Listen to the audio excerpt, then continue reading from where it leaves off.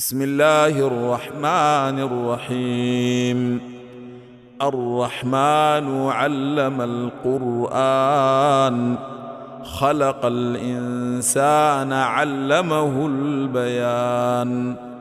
الشمس والقمر بحسبان، والنجم والشجر يسجدان.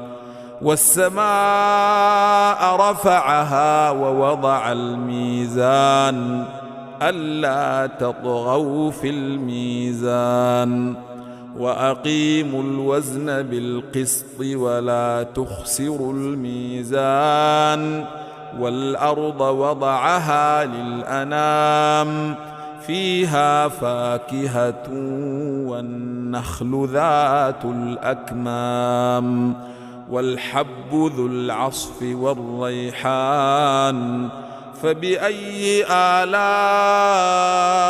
ربكما تكذبان؟ خلق الإنسان من صلصال كالفخار، وخلق الجان من مارج من نار. فبأي آلاء ربكما تكذبان؟ رب المشرقين ورب المغربين، فبأي آلاء ربكما تكذبان؟ مرج البحرين يلتقيان، بينهما برزخ لا يبغيان. فبأي آلاء ربكما تكذبان؟ يخرج منهما اللؤلؤ والمرجان.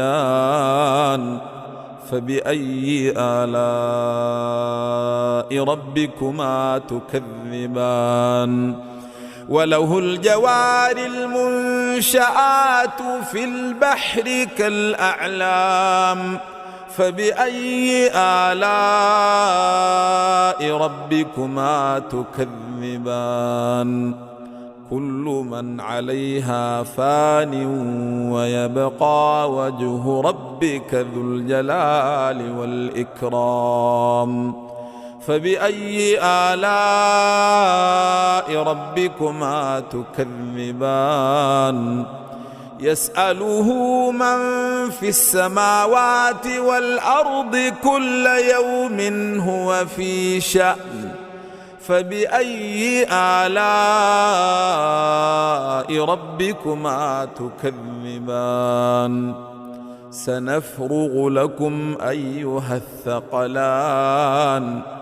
فبأي آلاء ربكما تكذبان؟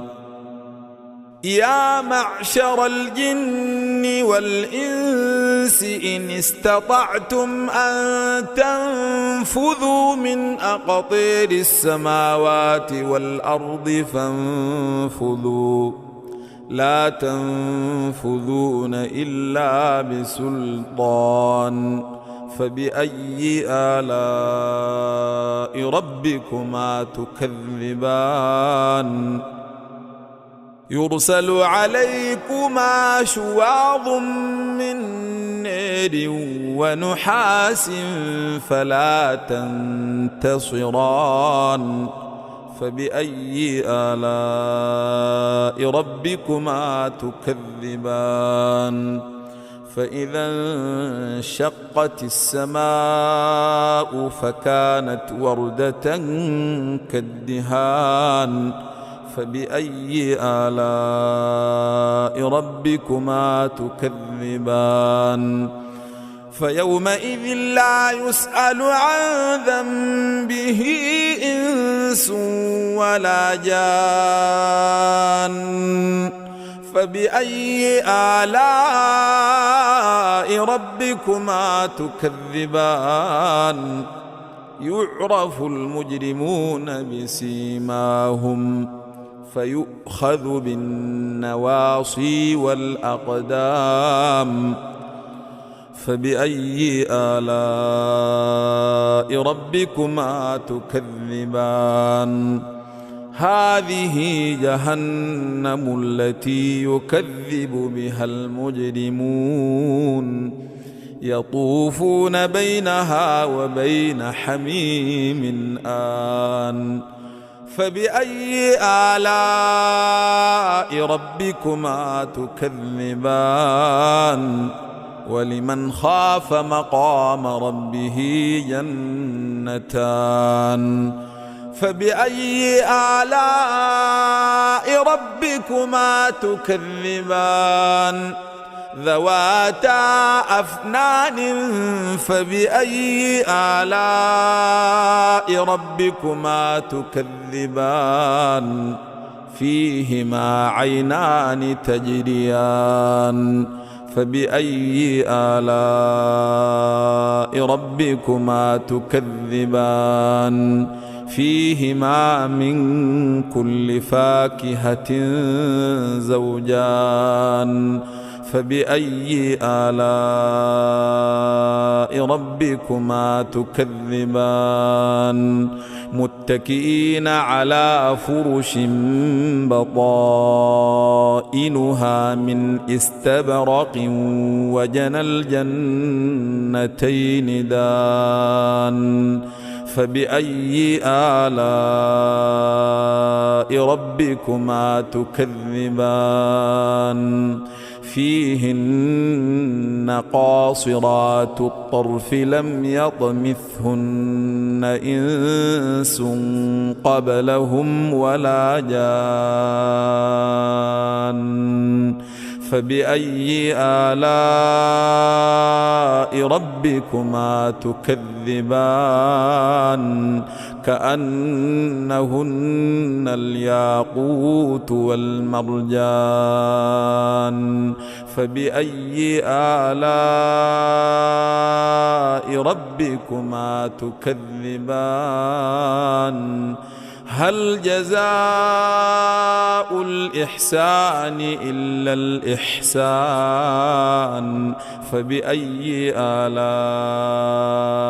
ربكما تكذبان ومن دونهما جنتان فبأي آلاء ربكما تكذبان مدهامتان فبأي آلاء ربكما تكذبان فيهما عينان نضاختان فبأي آلاء ربكما تكذبان فيهما فاكهة ونخل ورمان فبأي آلاء ربكما تكذبان فيهن خيرات حسان فبأي آلاء ربكما تكذبان حور مقصورات في الخيام فبأي آلاء ربكما تكذبان لم يطمثهن إنس قبلهم ولا جان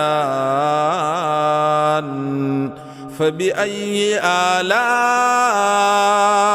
ربكما تكذبان متكئين على رفرف خضر وعبقري حسان فبأي آلاء ربكما تكذبان تبارك اسم ربك ذي الجلال والإكرام